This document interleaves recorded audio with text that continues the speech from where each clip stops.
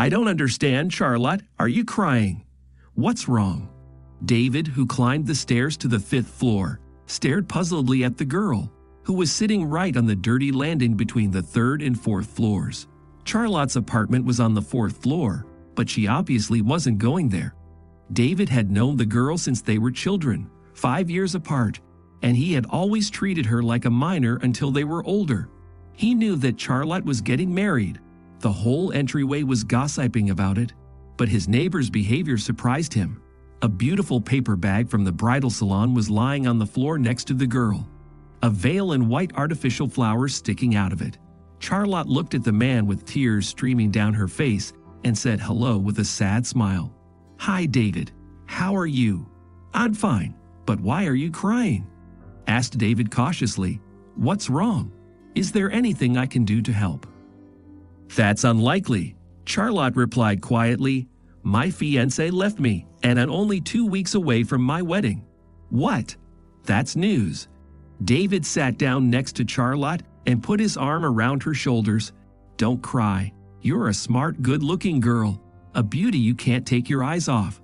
He will be very sorry for what he did. I doubt it. He won't even remember me.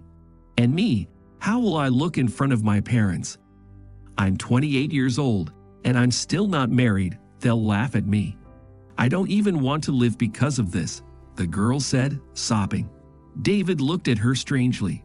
"Look, maybe this isn't the right time to say this, considering how upset you're feeling right now," the man said cautiously to Charlotte. "But you see, I have the same story." "You mean the same? Did you get dumped 2 weeks before your wedding too?" She looked at David Charlotte in surprise. "No," David began to explain with some annoyance. "I'm in my 30s. My parents and acquaintances are tired of asking when I'm going to bring a bride into the house. If you and I are in about the same situation, maybe the solution will be the same. I mean, maybe we should get married. So formalize the marriage for appearance. Let everyone think that one bachelor and a bride became less." "I don't get it." Charlotte looked at him with even more surprise. "So you're suggesting we cheat everyone?" "Well, let's not be so categorical about it." David smiled. "It's just that this way we'll solve an important issue. We'll both be left alone. Both my family and yours will be relieved to know that we're both married. So shall we get married? I promise I won't demand conjugal duties or rights."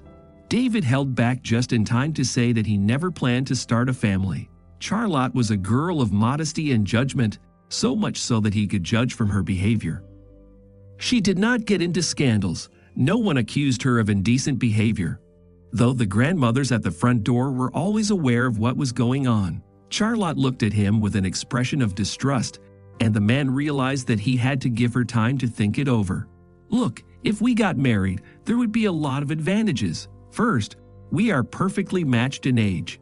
Second, we have known each other well since childhood. Third, each of us would be free to do what we were doing before we got married. The main thing is to keep everything a secret. To everyone else, we would be an ordinary married couple, and we would be left alone." Charlotte began to argue about how right it would be to herself and her own family, but David managed to change her mind. Under the pressure of his arguments, the girl surrendered and looked at her veil with a laugh. "Let's just say you haven't seen my wedding attire, or it's bad luck, as they say." "Get ready, I'm coming to get married in a week," David said gravely. Charlotte laughed. Come, groom. Just don't go back on your word afterwards." A week later, they were engaged to be married. Their parents were shocked that their children did not even dare to hint at their relationship. However, the wedding took place the same month, in a luxurious restaurant. The bride and groom had a lot of fun and acted as if they had always dreamed of this wedding. Their parents looked at each other in amazement. Charlotte's mother did not like David's parents, but she had the self-control not to show her feelings. 3 days after the wedding, the young couple left on a romantic honeymoon trip.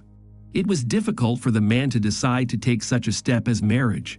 After unsuccessful romances, when previous girlfriends left him and went to wealthier suitors, David gave himself the word never to get involved in a close relationship with the girls. He did not lead a lonely life, but could not imagine that he would ever want to make someone to propose.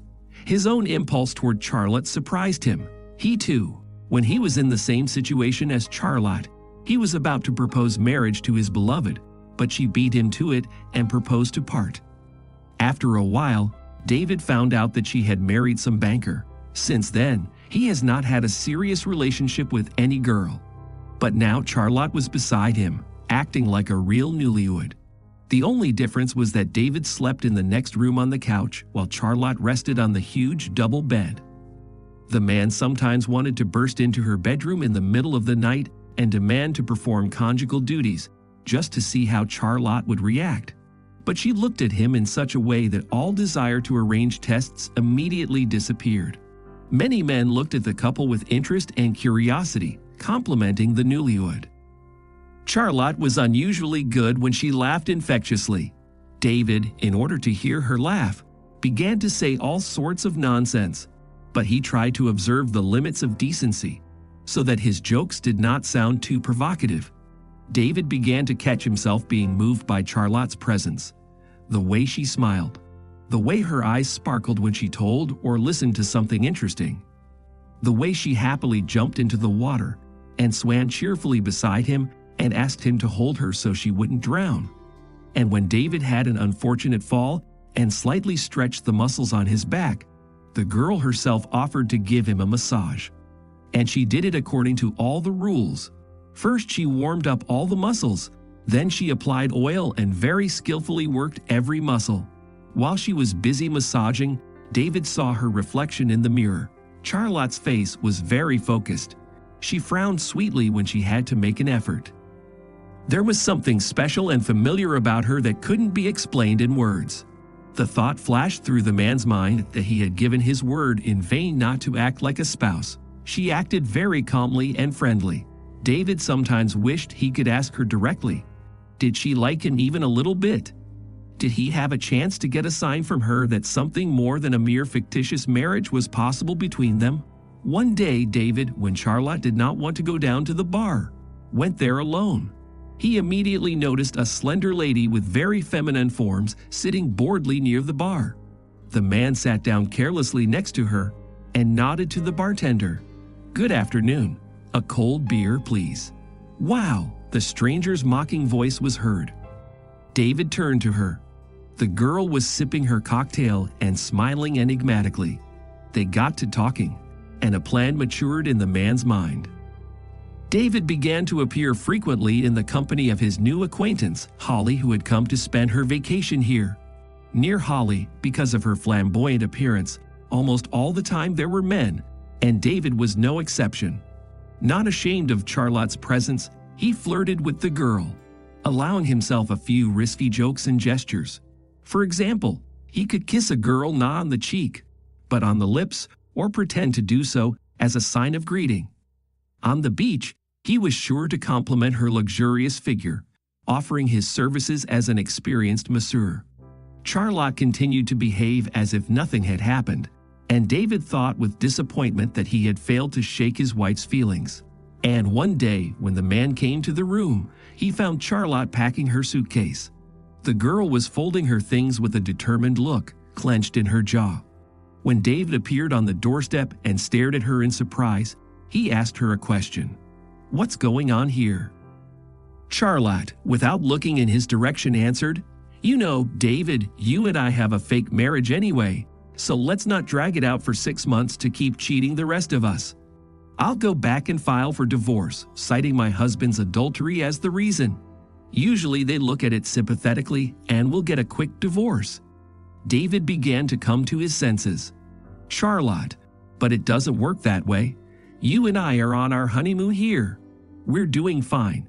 And then you start talking about divorce. We've only been married 2 weeks. My ex-fiancé Joseph called me." Charlotte confessed, sinking down on the bed and holding the phone to her. "He apologized to me, said he was madly sorry and couldn't live without me. So I decided to give us both a second chance. You see, we're still strangers to each other. We got married just to get our folks off our backs, and you'll have an excuse to lead your old life under the guise of a failed first marriage. Everyone is happy. Everyone is happy." "Charlotte, he's already betrayed you once," said David unnoticed, raising his voice. His wife grinned back. "But roughly speaking, he wasn't the only one who betrayed me." David, who was about to say that the affair with Holly was merely an excuse for jealousy, felt his breath catch when Charlotte said, "I'm sorry, but I've already made up my mind. I've bought a return ticket and I'm going home. And you can spend as much time here as you want and with whomever you want." "Charlotte, he's already hurt you," David spoke excitedly. "You can't go back to someone who did this to you. And you? Didn't you hurt me?" Charlotte asked coldly and walked out of the room. "All the best, David. No hard feelings." Shit. The man realized that he wanted to have a proper drink and talk it out. Without looking around and without nearly knocking over a hotel clerk in the corridor, David swiftly went down to the bar and ordered a cognac. There was a rustling sound nearby, and Holly came into view. As usual, she looked at him with a mocking expression on her face. "Why didn't you come to the beach?" the girl inquired. "What was I supposed to do?" David replied angrily, taking a gulp of his drink. Holly's eyes narrowed, and she stared at David with a serious, long, searching gaze. "What's the matter? Did you have a fight with your wife?" "Yeah, she left me for her ex." David exhaled and grabbed his head. "I just wanted her to be a little jealous, to show some feelings for me, but it looks like I did the wrong thing." Holly shook her head. Despite his personal conviction that marriage was not for him, David turned out to be a true one-woman man. Only this discovery came as a shock to himself. "You wanted to make your wife jealous and turn a fake marriage into a real one," Holly clarified. "Suppose so," David replied nervously, ordering himself a new drink. "What a fool you are." "David, there are no words for it," Holly muttered. "Run after her before it's too late. Fall at her feet, but tell her how you feel. Die, but make your wife listen to you." David flinched at these words and rushed out of the bar, shouting to the girl, "Holly, you're a miracle. Thank you." He impatiently prodded the nonchalant cab driver who was already driving at breakneck speed. "Come on, buddy, can you hurry? I've got to get to the airport right away." "I'm trying, mister," the driver replied, deftly maneuvering through the traffic. When David arrived at the airport, he paid the cab driver and ran to the check-in area. The attendants did not want to let him in without a ticket and documents, but after listening to his request, they let him go to the pre-boarding area. But there was nobody there. On the board was a message that the desired flight was on its way. Charlotte flew away, and he arrived too late. When he got back to the hotel, Holly knew from his grim look that he hadn't made it. David didn't explain anything to anyone and asked for the hotel bill. The staff silently accepted the payment, but after he left, David discussed the newlyweds at length. David's parents were outraged when their son appeared on the doorstep of their apartment and with a grim look walked into his room. The mother was just about to ask where her daughter-in-law was when her father silently poked her in the side and pressed his finger to her lips. "Be quiet." The woman followed the silent advice and said nothing to her son. David went nowhere all day, occasionally appearing in the kitchen to pour himself a strong cup of coffee. His parents understood that this was a sign that their son was very nervous and wanted to maintain his ability to think clearly. Suddenly, David threw on his jacket and ran out into the street. He ran into Charlotte and a tall man with whom she was walking on her arm outside the house. Without paying any attention to him, David turned to Charlotte. "Charlotte, hello. I'm so sorry." "I'm very sorry to you. Let's talk it over." Charlotte went pale and stepped back. The girl's companion inquired, looking at his rival with a slanted look. "And who's that?" "How can I tell you?" Charlotte replied tensely, "My fictitious husband." "That's not true. I'm not a fictitious husband. Everything between us is real. I love you and I want to prove it. Just give me a second chance, please," said David hotly. "Look, man, you're confused about something. What kind of husband are you to her? Get out of here before you get sick." Charlotte's ex or current fiancé snorted. "Shut up." David answered him harshly, and he turned to Charlotte again. Charlotte, understand, he has already betrayed you, hurt you. He did it once. If necessary, he will betray you again. Don't make a mistake.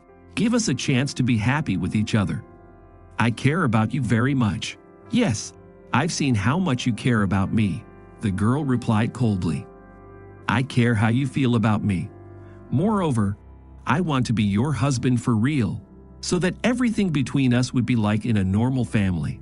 Let's start all over again, shall we, my love? Charlotte shuddered when she heard these words. For a second she hesitated, but after a moment she mastered herself and said to her companion, Let's go home. I'm tired of this silly spectacle. Without giving David a look, they went into the entryway and disappeared behind closed doors. The man remained in the courtyard, feeling like a complete idiot. He had ruined his relationship with Charlotte with his own hands. Why didn't he realize right away that she was his one and only? David slowly went up to his apartment and locked himself in his room. If Charlotte decided to file for divorce, he would not interfere. But for some reason, the girl procrastinated. Almost a year had passed. David was still in an uncertain status, either a bachelor or a married man. In order to forget his personal problems, the man was completely absorbed in his work. He passed Charlotte's apartment with a heavy heart, quickening his pace to avoid running into her or her fiancé. One day, David's mother came shopping and looked strangely at her son. Hi, Mom. The man greeted her listlessly, munching on a sandwich and drinking cold tea. Hello, son. And you're eating cold food as usual. The old woman reproached him, pulling out the groceries from the bags. After a minute of silence, she continued, You know, I saw Charlotte the other day. She noticed the look of keen interest on her son's face, but he pretended it didn't concern him. So you did, David replied defiantly, indifferently, and yawned for reassurance. Something's wrong with her life, her mother replied thoughtfully, not looking at him. Her eyes are red. She looks tired and sad. God forbid her fiancé hurts her. You should go to her and see what's the matter with her. What for? Her son answered in surprise. She and I are nothing to each other anymore. A mistake of youth, so to speak. It would be a mistake if you left just like that and didn't even explain yourself to her. My mother replied calmly. She was standing in front of me in the checkout line. All sad, crying eyes, tired or fidgety. Go and see how she is. David resisted for a while longer for appearance's sake, but he listened to his mother's advice. Murmuring that he still had to listen to her valuable instructions, he arrived at the door of Charlotte's apartment. The girl did not immediately open the door. When she saw her ex-husband, she stared at him in surprise. David, what are you doing here? The woman's voice felt like tears. Apparently, she had been crying recently. I was walking by and thought I'd stop by and see how you were.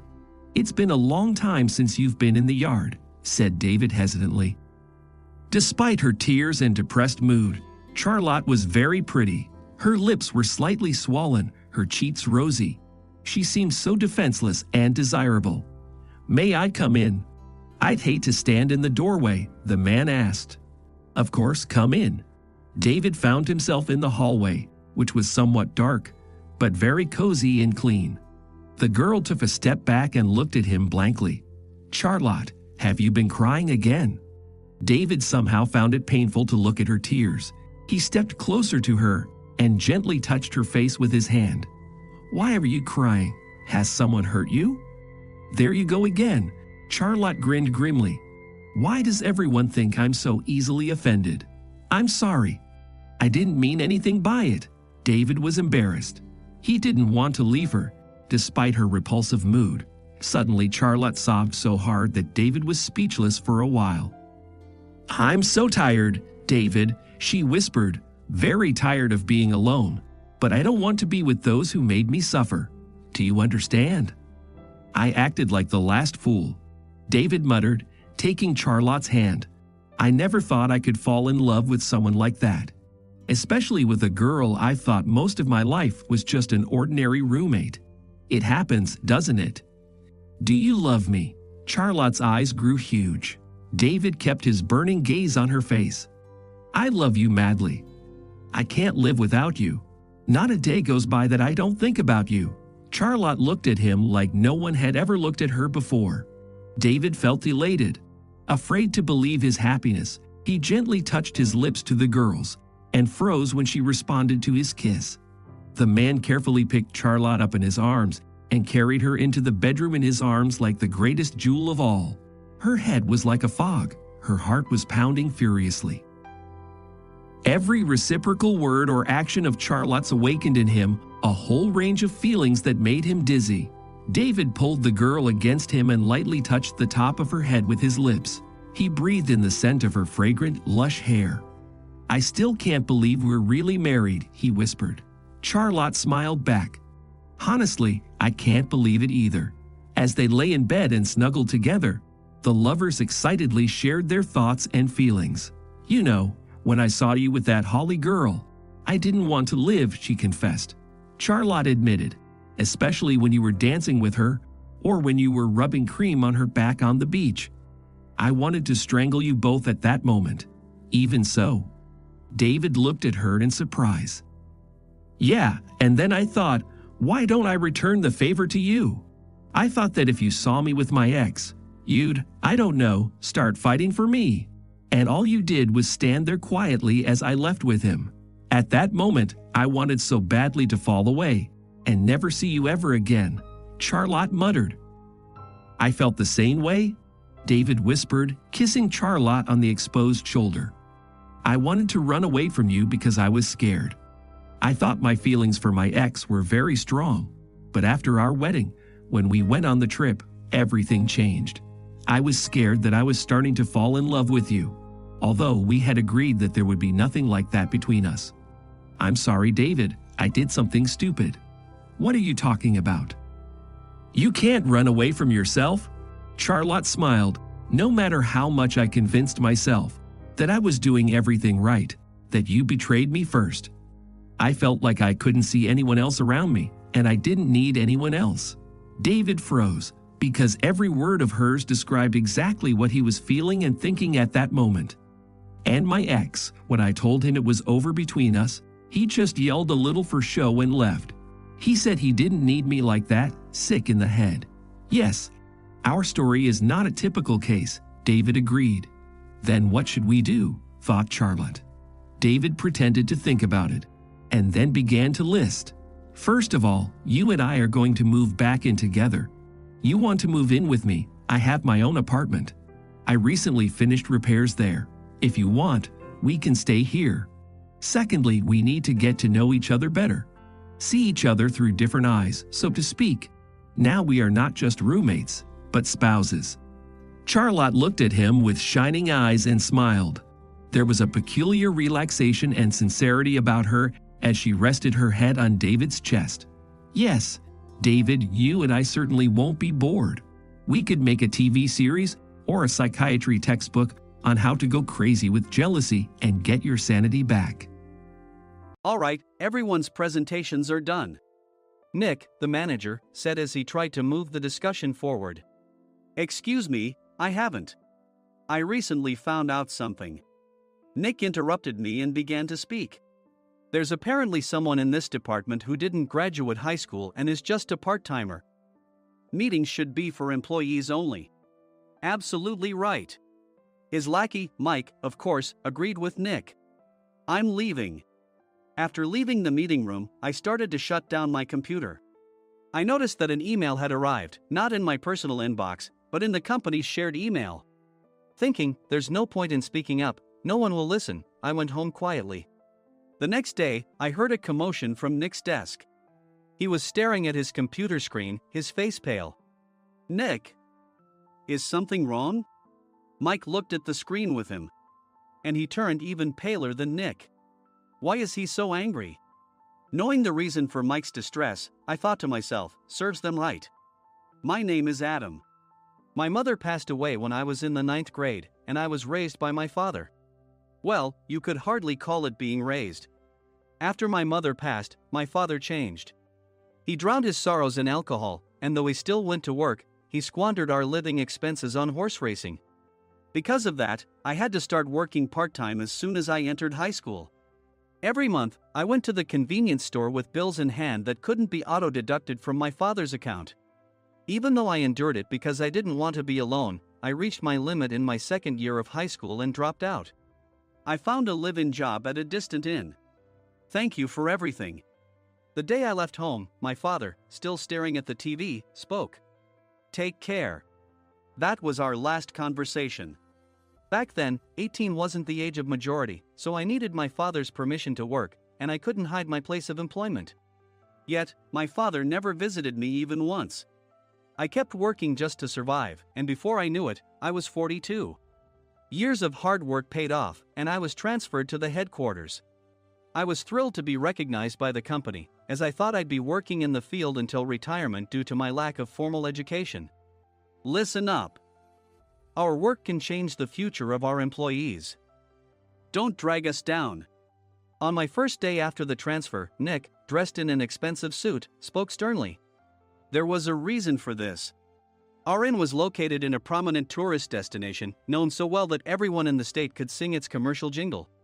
At its peak, we had 5 locations within the state. But that was long ago. Due to financial difficulties and aging facilities, only the place where I had worked for many years and the original establishment remained. I was prepared to lose my job anytime, but now there was a glimmer of hope. With the rise of social media, the tourist area where the inn was located started gaining attention again. Depending on how hard the sales department, where I was transferred, worked, we could either thrive or be forced to give up this prime location to the new hotel chains continuously popping up. For Nick, who had switched careers from another industry to strengthen our sales, this was a battle he couldn't afford to lose. I understood why he had to be strict. I will do my best. Nick sneered at my enthusiastic declaration. Did you not hear what I said? I'm sorry. I thought I was listening carefully. Out of habit from years of customer service, I apologized reflexively, though I had no idea what had offended him. Someone was watching me with a smirk. In this department, there are those who are expected to excel and those who have been shoved here because they have nowhere else to go. You are the latter. It was Mike, the section chief. He's 7 years younger, at 35. But he was called to headquarters much earlier than I was and had been moving around within the headquarters ever since. I'm not jealous, but I can't accept that he's my boss. Graduating from a prestigious university, he has an unusually high pride and caused many problems as a newbie, making things very difficult for me when I was the front desk leader. When I found out Mike was transferred to the sales department a month before me, I was disheartened. Mike is right. With just a middle school diploma, there's not much you can do. Don't even think about achieving results. As if I didn't exist, Nick remarked, I'm thirsty. Mike eagerly ran to the coffee maker. It seems Mike is Nick's lackey. I regretted being happy about my transfer to headquarters, wishing I had stayed on site forever. Send a direct mail to every company on this list by the end of the day. Nick only assigned me tasks that even a new graduate could handle. What? There are over 1,000 companies. You want me to send to all of them by today? Yes, if you and your fellow misfits split the work, even those with nowhere else to go should finish by today. I glanced at the employees typing away expressionlessly. They were worn out from customer service, only thinking about leaving on time, or were women reassigned after having children, with zero motivation for work. Even Sam, a new graduate from the same university as Mike, who was supposed to be among the expected achievers, had no enthusiasm for the job, having joined the company wanting to do customer service. I don't care what they say, I plan to quit anytime, he said. Only Nick and Mike were highly motivated, making all the decisions between the two of them. I originally only wanted to work at the inn to survive and had no particular attachment to this job.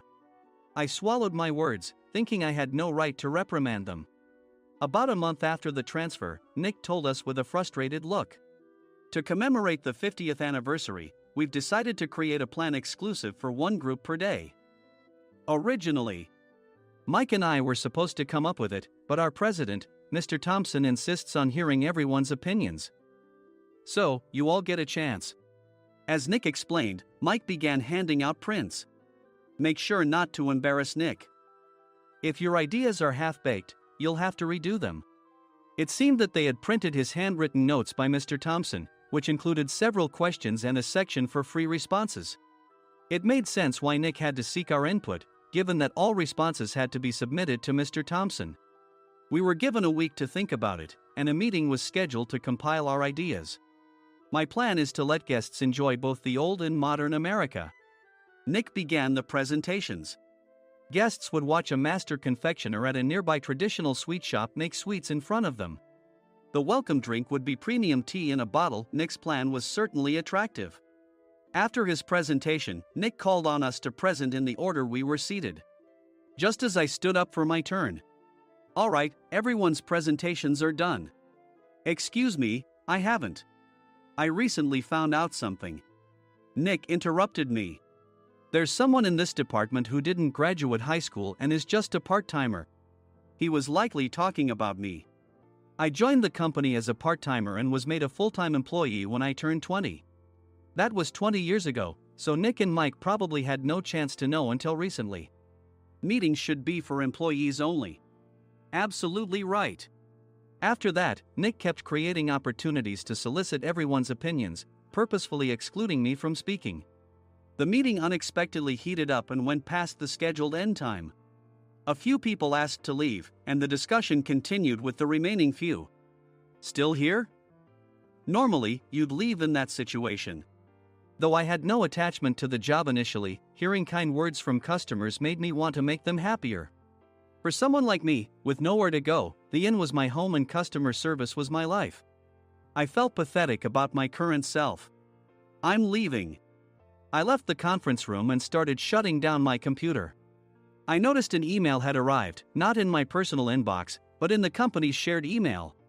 Thinking no one would listen to what I had to say anyway, I quietly went home. The next day, while preparing the DM as instructed, I heard a commotion from Nick's desk. In his haste to stand up, he hit his knee on the desk. He stared at his computer screen, his face pale. "Nick? What's wrong?" Mike, thinking he should be the first to rush over, approached Nick while still wearing his coat. He peered at the screen with Nick. And he turned even paler than Nick. Why is he so angry? Who is responsible for this company?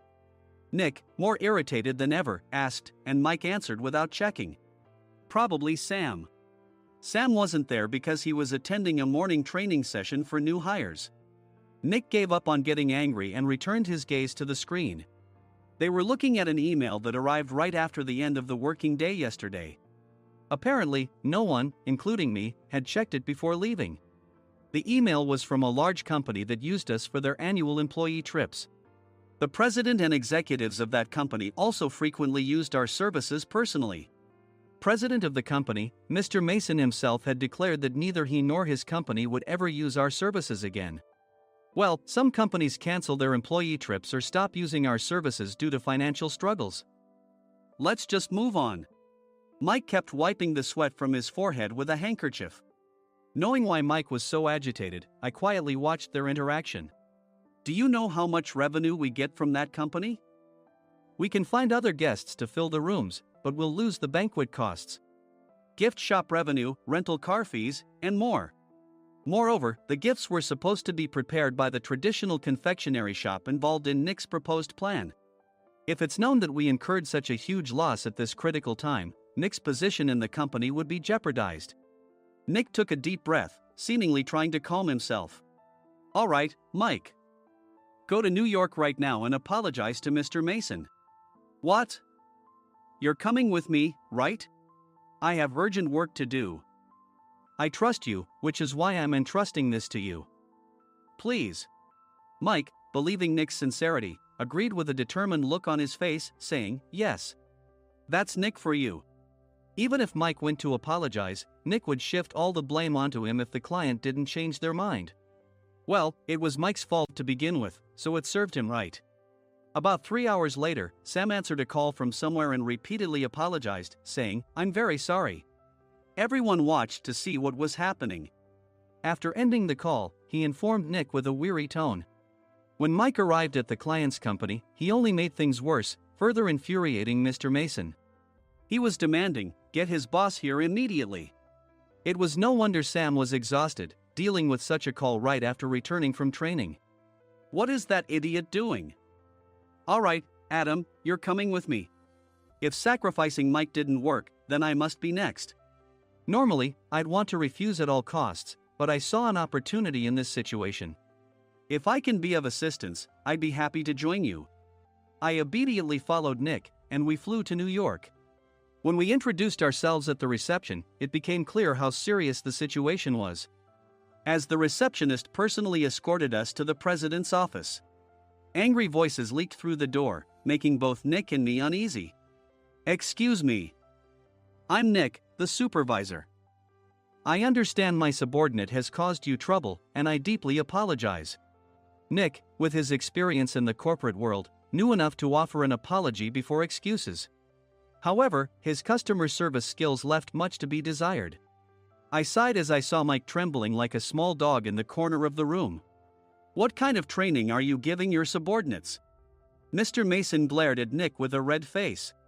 The intensity of his gaze made even Nick take a step back. Regrettably, I joined this company only 2 years ago and was unaware of Mike's issues. I should have identified his shortcomings sooner. Indeed. I should have realized sooner. No sensible person would come to apologize and then give a lengthy presentation on the drawbacks of not using their in. Nick froze, his mouth slightly open. Suspecting the worst, I picked up the documents that had fallen to the floor. It seemed Mike hastily prepared these documents on the plane, listing the disadvantages. Disadvantage 1: if you change the venue for the company trip, employees might suspect it's for cost-cutting reasons, leading to a negative impression. Reading it aloud half-jokingly, Nick snatched the papers from my hand and checked the contents with a furious expression.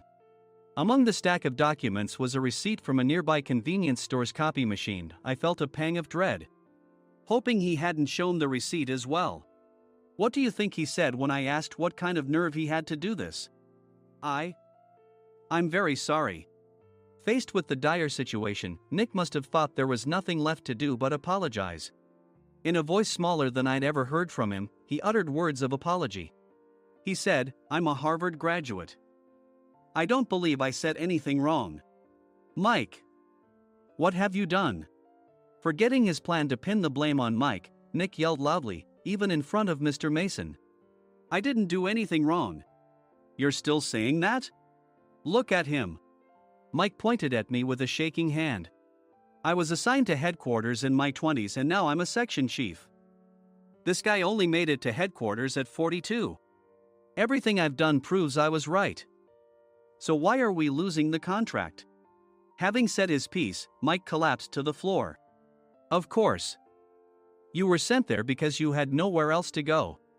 Mike never expected to hear such words from someone he looked down upon. He lunged at me, and Nick hurriedly stepped in to stop him. Mr. Thompson told me Mike is a quick thinker, and to take good care of him. There's no way he was pushed aside. Don't make things worse here. He didn't say quick thinker, he said only quick-witted, didn't he? I don't remember that part. I recalled the many troubles Mike caused when he was a newbie. When Mike was on the front line, his pride was so high that he never apologized to customers. Customer service, especially in our job, doesn't work alone. It brings both good and bad situations. If the front staff or housekeepers made mistakes, or the cleaning company didn't properly clean a room, one had to apologize to the customers regardless of personal fault. Mike, in such situations, would never apologize, insisting he wasn't at fault. This often angered customers, and as the front desk leader, I frequently had to apologize on his behalf. He caused complaints and disrupted operations, which is why he was quickly moved to headquarters. In departments where he didn't interact directly with customers, his quick thinking was beneficial and things went well. But it seemed his flaws were starting to show. Corporate reservations are supposed to be entered into the system by the sales representative. But a quick check yesterday revealed that more than 10 items were missing from the client's reservation. The handover document clearly stated what needed to be prepared. Why didn't you enter it into the system? Why do we have to give them special treatment? Filling rooms near the banquet hall, setting up all the food in advance. Specifying the brand of wine, they're too demanding. No wonder he always angered customers, I thought, feeling a headache coming on. Grouping them in rooms near the banquet hall is for our benefit too. It makes it easier for the staff to set up beds and serve breakfast since everyone's schedule is synchronized. As for the other requests, Mr. Mason suggested them to lighten our load. I didn't know that. Nick finally seemed to realize that Mike was the one who had angered the client. What did you say to them? I just told them we wouldn't give them special treatment anymore. We shouldn't waste effort on things that don't bring in money.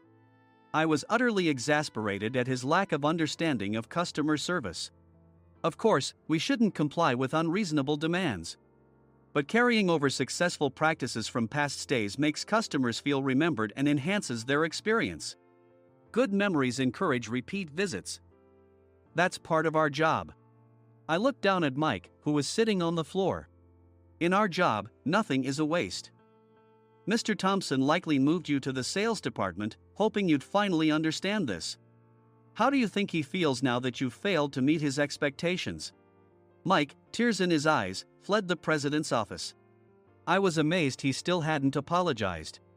You have it tough, Adam. It's okay, we're all employees of the same company. I deeply apologize for this disrespectful incident. Especially after all the care you've shown us. If it weren't for you, Adam, I really would have stopped staying here. When I heard you were moving to the sales department, I was willing to reconsider if you handled it. Seeing us talk so amicably, Nick's face contorted. Do you two know each other? Adam's service is excellent. I always requested him specifically.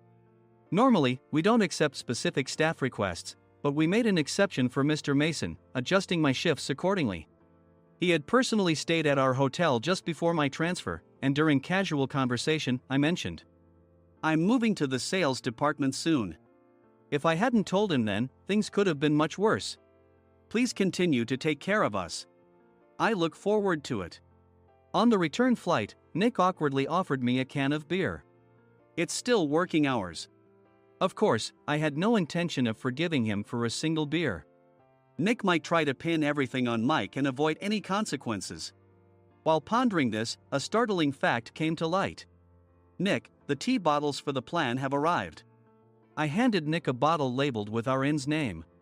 They look good. What are you talking about? These are plastic bottles. I had assumed we would use the trendy, high-end bottling tea. But what arrived were ordinary plastic bottles of tea with customized labels. The only unique aspect was the label, which had the inn's name, making it look customized. Upon further investigation, I discovered that a substantial amount of money was set to be paid to the tea company. It was priced like bottling tea. Does this plastic bottle really cost $100 each? The tea inside is specially blended for us. The extra cost is for that. Wouldn't it be better to use another tea company? Or is there a specific reason we must use this one? As Nick continued to make excuses, I showed him a printed email. I informed the tea company's president, Mr. Mitchell, that we discovered irregular payments and he confessed. He said you two were high school classmates and planned to split the extra money. That idiot. Why did he confess? That's not important. You should worry about yourself, this could turn into a police matter. Opening the bottle cap, I suggested.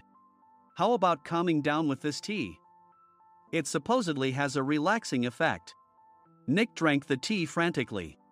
In the following days, decisions were made about their fates. Mike was reassigned to the General Affairs Department, with no chance of transfer or promotion, as per Mr. Thompson's orders. As for Nick, since the payment to the tea company hadn't yet been made, he narrowly avoided legal trouble.